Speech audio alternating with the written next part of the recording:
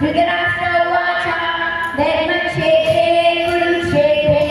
समवेतायुत्सवः मामकां पाण्डवस्यैव किमकुर्वत सञ्जय सञ्जय उवाच दृष्ट्वा तु पाण्डवानीकं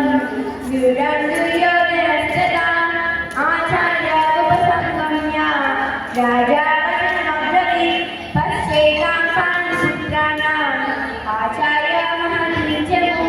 व्यूढां नृपतपुत्रेण तव शिष्येण धीमता अत्र सूर्यामहीश्वासा भीमार्जुनसमायुधि कीर्तानो विराटश्च